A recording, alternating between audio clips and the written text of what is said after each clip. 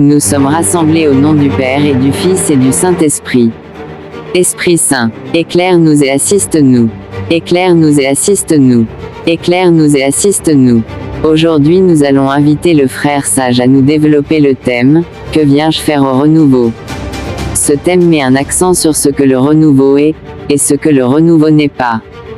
Avant on venait au renouveau pour servir, aujourd'hui les gens viennent au renouveau pour être servis. Je connais une sœur qui cherchait un mari, son âme frère. Elle était très régulière aux activités. Après avoir eu le mari et célébré son mariage, elle abandonnait le groupe et est allée ouvrir une église dans une où elle est devenue prophétesse. Je connais un autre qui cherchait femme, c'est-à-dire son âme sœur. Il est venu au renouveau. Il a même eu la chance de marier la fille d'une personnalité de sa paroisse. Après avoir réussi, il abandonne le groupe car lui son objectif, c'est d'avoir une femme docile, une femme sérieuse qui serait une sainte dans le foyer alors que lui-même, certains ne savaient pas était un coureur de jupons. Je connais un autre qui cherchait de l'argent chaud. Il a réussi à être responsable et plus tard berger.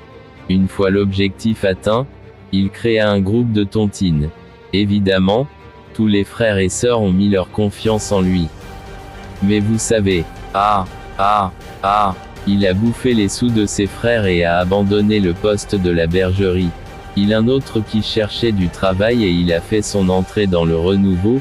Une fois qu'il a trouvé le travail, il a abandonné le groupe. Les exemples sont légion. Mais dans le même temps d'autres étant dans les mêmes besoins que je viens de citer plus haut ont fait leurs adhésions au renouveau et y sont restés. Donc ce n'est pas tout le monde. C'est pour remédier à cet état de choses que nos aînés ont exigé au moins 6 mois dans le groupe avant de prétendre participer au séminaire de la vie dans l'Esprit Saint. J'espère que vous avez bien compris mon message. Avez-vous des questions à poser? Merci. Je voudrais savoir si on peut être auditeur libre pour le séminaire. Bien sûr que oui, on peut suivre simplement sans chercher à recevoir l'effusion. L'essentiel c'est la conversion. Une autre question. Quelles sont les dispositions spirituelles qu'il faut pour bien suivre les séminaires de la vie dans l'Esprit Saint? Pour bien bénéficier de ce cheminement, il faut être à l'heure, faire les prières quotidiennes, ne pas manquer ni banaliser les conseils de son accompagnateur. L'adoration régulière au Saint-Sacrement, la messe et le jeûne sont recommandés. Merci. Je voudrais savoir si l'effusion est un sacrement ou un diplôme.